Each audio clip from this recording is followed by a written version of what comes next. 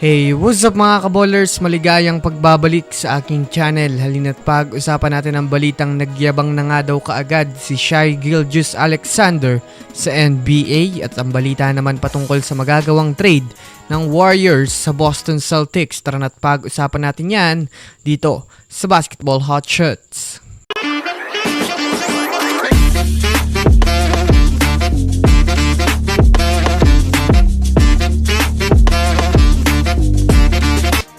Una nga muna tayong dumako mga kaballers sa balita patungkol sa nagyabang nga daw si Shai Gilgeous-Alexander sa NBA.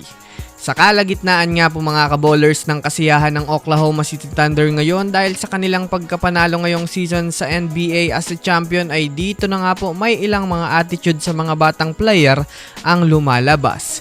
Kahit man nga po mga kaballers, delikado sila sa Pacers ng Game 7 kahapon kung hindi lang na-injury si Tyrese Haliburton ay sinabi pa rin nga nila na talagang nakatadhana sa kanila ang mag-champion.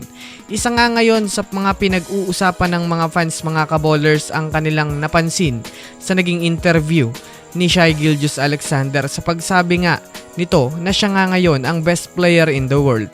Well, kung susumadahin nga natin, marami nga talaga mga kaballers ang nagawa niyang achievement ngayon. Unang-una, ang League MVP, Scoring Champion, West Finals MVP, Finals MVP at NBA Champion. Ngunit syempre mga kaballers, hindi naman nga ho siya ang pinakamalakas na player ngayon. Bagkos nagkataon lang nga daw na nasa prime sila ayon sa komento ng ilang mga fans.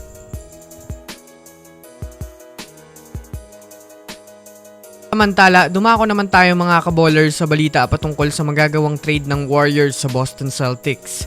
Naibalita ko naman nga po sa inyo mga kaballers na matunog ang balita patungkol sa pagkuha ng Warriors kay Kristaps Porzingis ngayon. Kung susumadahin nga natin, marami rin ngang mga players ngayon ang talagang iniisa-isa na ng Celtics dahil na rin naman sa balak nilang mag-rebuild. Sa katunayan nga nyan mga kaballers, nakahanda na rin naman ang trade package na gagamitin ng Warriors sa gagawing trade kay Kristaps Porzingis.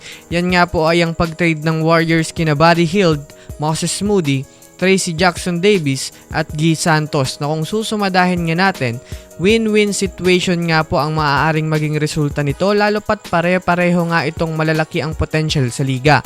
Sa parte naman ng Golden State Warriors, ay masusolusyonan nila mga kaballers ang kanilang pangunahing problema sa team. Yan ay ang kakulangan sa big man. Alam naman nga natin na bibihira nga po mga kaballers ang legit na center sa Warriors dahil sa small ball lineup strategy ni Coach Steve Kerr. Ngunit napatunayan na hindi nga ito effective na sa ngayon kaya talagang kinakailangan na nila ng sentro na maaaring tumulong sa kanila next season.